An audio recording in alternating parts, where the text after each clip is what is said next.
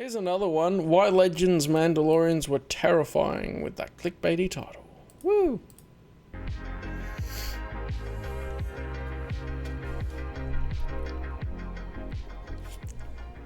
Anyway. Tales of the Jedi was such a cool comic, and issue 1 of the Sith War miniseries gives us maybe the coolest portrayal of the Mandalorians ever. Yes! When I read these, I was like, it's so cool seeing them use the Basilisk war droids and everything. We see a Pyramid battlecruiser commanded by Mandalore launching what look to be strange beast-like creatures. The comic describes them as Basilisk war droids, deadly, semi-intelligent assault mounts bristling with weapons. 2 of the droids tow a devastating surprise, an atomic compression bomb far superior to the antique weaponry used by the craft. The Mandalorians in this comic have such a cool aesthetic. It's like, I don't know, war bug themed. Their cruiser looks like an ancient insect. The Basilisk war droids have plates of armor which flip up to expose engines, not unlike a ladybug or other insect exposing its wings. And obviously the devastating bomb being towed by the Mandalorians looks like a beetle. I could talk about how much I love the look of all the Tales of the Jedi comics another day, but right now I do want to focus on the Basilisk war droid because in my opinion it's one of the coolest Mandalorian things in Star Wars ever. As we see in the comic, it's a mix between a starfighter, a mount, a war beast, and a battle droid. In a way, it's to an armored horse what a Mandalorian could be to an ancient knight, but really everything about the Basilisk is cool. Let's turn to the new essential guide to droids for a quick overview of the war droid. And the first question you probably ask is, well, is this something designed by the Mandalorians? Is it just a cool looking droid? Not quite. I'll read straight. Do I have the new essential guide to droids? I got notes for... I don't have the new essential guide to droids. Hang on.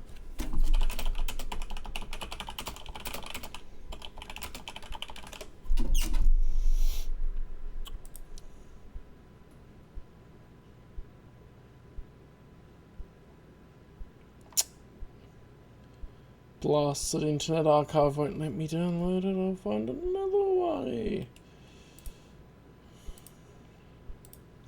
So here's the thing. I haven't gone... I'm going to look through...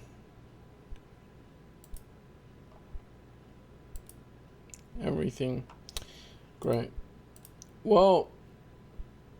there's flipping through it online-wise. So Basilisk war droids would be in...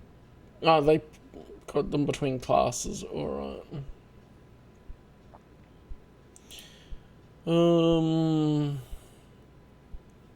It's a good way to get familiar with the droid classes as well. Basilisk war droid 86. Okay, so if we go...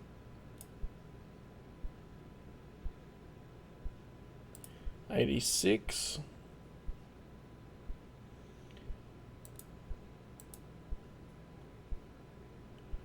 Well, is there a page number here? Oh, it's only 67, 60. Okay, hang on. We can go about 20 later. Yeah, there's one.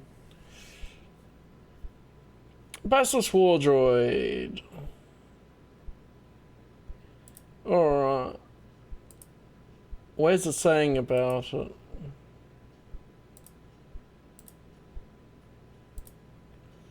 Mandalorian Army Basilisk Combat Mount. Yeah, there it is. Nice. Okay, I'll figure out getting a copy of that sometime. Oh yeah, there's one on Scribd, and I think there's a Scribd downloader if I can't download the PDF from it. Silly. Anyway, yeah. Let's continue. From the page. Basilisks are both beasts and machines. The Mandalorians did not build them, but looted them from the poisoned Basilician, is that right? Basilician homeworld. The self-aware alien constructs became loyal companions to the Mandalorians and their closest allies in battle. The page continues explaining that the intelligence level of a war droid was only slightly higher than that of a domesticated animal, and that the Mandalorians essentially treated them as such, forming close connections with the beasts, feeding them energy-rich plasma. The Mandalorian and its war mount became inseparable. The beast and I don't know. I hate how they made it this pet in SWTOR, because it's like, it just seems so wrong when it's a freaking war mount to go, oh, here's a cute little pet that's like a dog of it. extension of the warrior, and if a basilisk was destroyed, it was given a warrior's funeral and tossed into the heart of a star. The suits worn by Mandalorians meant that obviously basilisks could be used in any sort of battle, but most famously, Mandalorian dropships would launch Mandos on their basilisks from orbit. They would crash to a planet's surface, moving fast enough to avoid planet-based fire before ravaging their target and moving on. The beasts, however, were more than capable of fighting not only troops on the ground, but even capital ships in large-scale space engagements. I'll get to the weapons of the Basilisk in a moment, but first let's talk a little bit of history. The Mandalorians are interesting because they've existed throughout most of Star Wars history, including in Legends until the Legacy era and beyond. Most of their history was defined by war, and it's no surprise that the Basilisk was taken by force rather than created. 4,000 years before the Battle of Yavin, the Mandalorians conquered the planet Basilisk. They would capture the species, who would serve as war mounts in their own right, known as Lagartaw's war dragons, but also their creations, including the war machines. As we see in the comic, the Mandalorians at this point were at their most violent and ornery as they launched a crusade, raiding planets across the galaxy. This would lead to a partnership with Ulic Qel-Droma in the Great Sith War, but the event you all are probably more familiar with is the Mandalorian Wars, which occurred about 20 years later. If you've played Knights of the Republic 1, you've probably heard about some Let me just check this. I think it should be correct.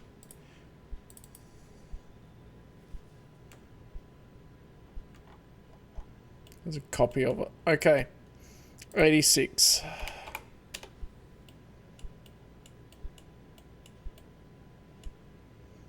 Which is not the right number anyway. It was 100 and something, wasn't it? Here we go. The resolution on it. Well, at least it's legible.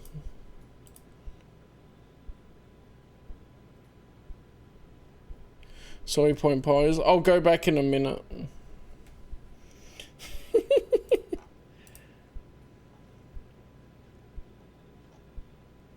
Oh, that's a B1 battle droids.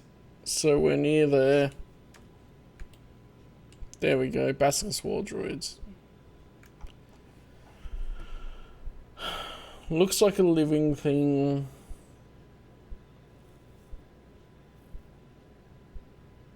Yeah, basilisks are both beasts and machines. The Mandalorians did not build them, but looted them from the poisoned Basilician homeworld.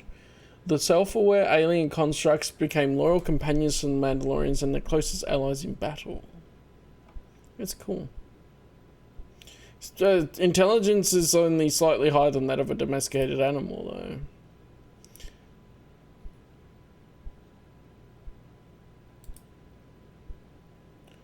That guy that's not Maul, but... Where's that from?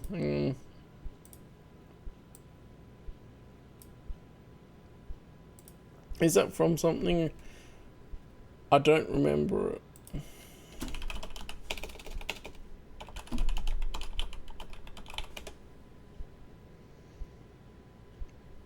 Yeah.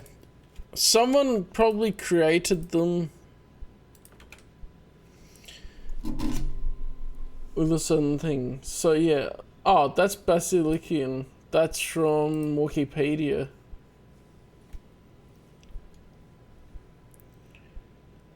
And it's a picture of the... Oh, that's Basilician before it's all armored up. That's cool. And then Codex entries in SWTOR. Skywalker's a Clone Wars story and is mentioned in Star Wars Galaxies. Okay, and then otherwise it's source books. Interesting. I need to read Skywalker's. Yeah, there it is. That is source. The History of the Mandalorian, Star Wars Insider number 80. I need to read through the Star Wars Insiders. Maybe after I finish my deep dive into Clone Wars and noting all that down, I'll go through the Insiders, or one of the times I'm enthused. Posted in Zeltron. Oh yeah, that makes sense if that's a Zeltron and then the Basilican is in the back. Right, known as Lagertaw's War Dragons, but they're sort of not just droids, but then also, I guess you'd call them similar to Grievous, but they're less intelligent. Also, they're He does look like he's doing a live stream in the middle of the battle. Including the war machines. As we see in the comic, the Mandalorians at this point were at their most violent and ornery as they launched a crusade raiding planets across the galaxy. This would lead to a partnership with Ulic Qel-Droma in the Great Sith War, but the event you all are probably more familiar with is the Mandalorian Wars, which occurred about 20 years later. If you've played initial... This is from the KOTOR comics. Highly recommend the KOTOR comics. They're one of my big highlights. Republic 1, you've probably heard about some conflict the Republic was in. Is that an X-Wing? It wouldn't be an X-Wing. It's freaking Tales of the Jedi. I forget what they're called though, but the design's obviously reminiscent. Qel-Droma in the Great Sith War, but the event you all are probably more familiar with is the Mandalorian Wars, which occurred about 20 years later. If you played initial... Like, you can see that, obviously, some ship designs are like, okay, it's Star Wars-y, and they sort of changed it to look a bit older, a bit different, but it's obviously inspired by stuff from the movies. Like one, you've probably heard about some conflict the Republic was in before Revan and Malak changed sides. This was the Mandalorian Wars. Basically, starting in the Outer Rim, the Mandalorians waged a massive campaign against the rest of the galaxy under the leadership of Mandalore the Ultimate. They pushed the Republic to the brink until Revan and Malak joined the war, turning the tide and ultimately defeating the Mandalorians at the Battle of Malachor V. This would lead, of course, to eventually the Jedi Civil War, where Revan and Malak turned to the dark side, with many of the Republic officers who served underneath them against the Mandalorians, but the Mandos were also defanged. I bring this up because after the death of Mandalore the Ultimate in combat against Revan, as well as the use of the mass shadow generator, the Mandalorians were ordered to destroy their war droids, and although not all did, they were no longer a common sight in the galaxy. But let's get back to the beasts themselves. As mentioned, in combat, Basilisk war droids had armored wings, which flipped up to reveal high-powered engines. Given their semi-organic nature, each Basilisk was in fact completely unique, although they generally were armed to the teeth. Almost literally, if you look at an image of a Basilisk war droid, the front of the creature is made up nearly entirely of weapons. Specifically, according to... Yeah, the part that you wouldn't be able to rebuild is the organic parts. The new essential guide to droids, Basilisk typically had a nose cluster of shockwave generator rods which could fire hull-puncturing plasma bursts. They had pulse wave cannons, shatter missile launch tubes, as well as other even rarer weapons, alongside, of course, the droid's massive frame, including front claws. Keep in front claws, oh, why did he... No, I like seeing the SWTOR thing better than that. So yeah, they have intake jets, laser cannons, shatter missile launchers, weapons compartments, shockwave generator rods at the front, yep. Heavy brawling claws and high boost engines.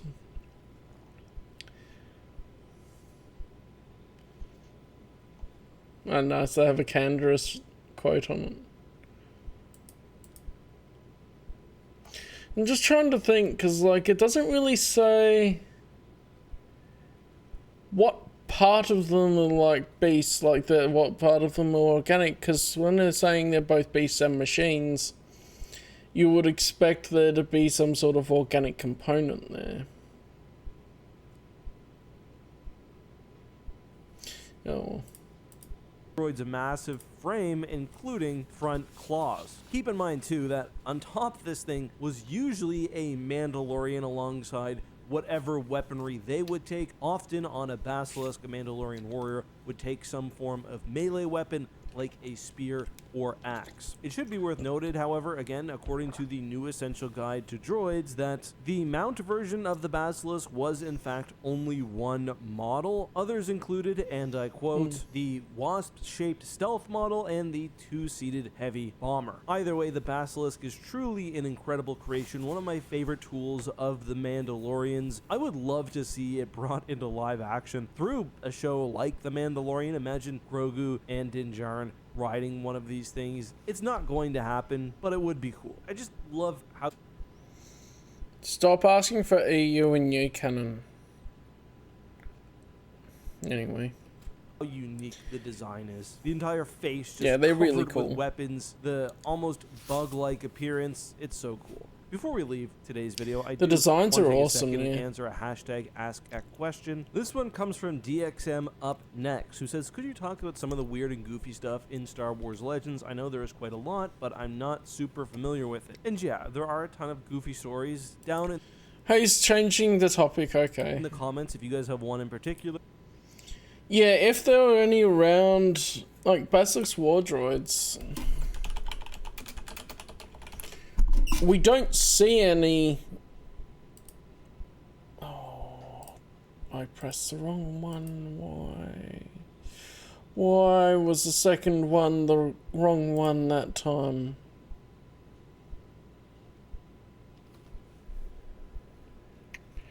Yeah, we... Wait. PSP, PS2 and Wii versions only. Where was the Basilisk War Droid in Force Unleashed? I don't remember if I noticed that.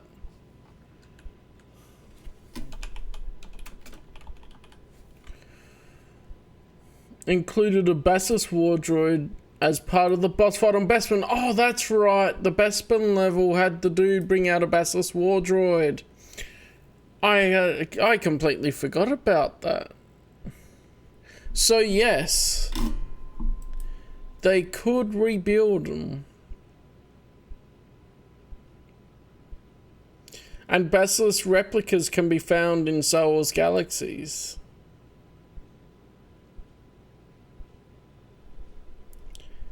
I played that version of it because that was the version I played on the Switch. But you probably played the PC version, didn't you? Which is also the Xbox version, which wouldn't have the Bespin level. Because they're different versions of the game, and I don't know why, but they did different levels for each of them.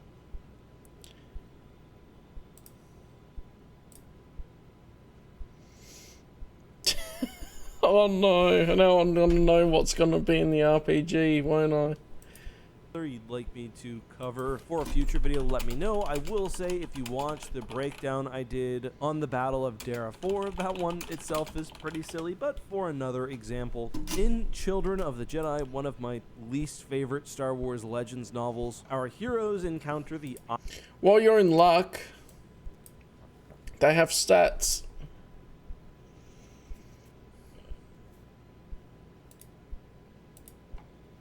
Sit on with cooking implements.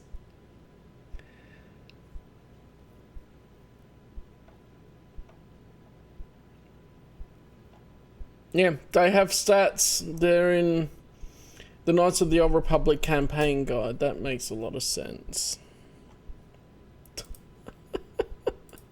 Oh no. Eye of Palpatine, which is a massive super weapon disguised as an asteroid. That itself is not really goofy. And there's kind of an interesting subplot where the Eye of Palpatine has like an automated routine where it goes, picks up stormtroopers and prepares them for whatever mission would come next. Well, the Empire has fallen, so instead of the stormtroopers stationed where expected, it ends up picking up like Jawas and Gamorreans. Anyway, during the adventure, Luke encounters Eric Ismarin, who through some surgery has the ability to control droids with the Force. He ends up, during the Yuuzhan Vong War, becoming a being known as Lord Nyax, which probably should cover that someday. But even crazier, within the Dreadnought Eye of Palpatine, there is the soul of a Jedi Knight, Callista Ming. She's been trapped inside Callista. the ship's computer. So yeah, Callista's also one of Luke's girlfriends, by the way. And some people have even argued that they think Luke should have ended up with Callista instead of Mara.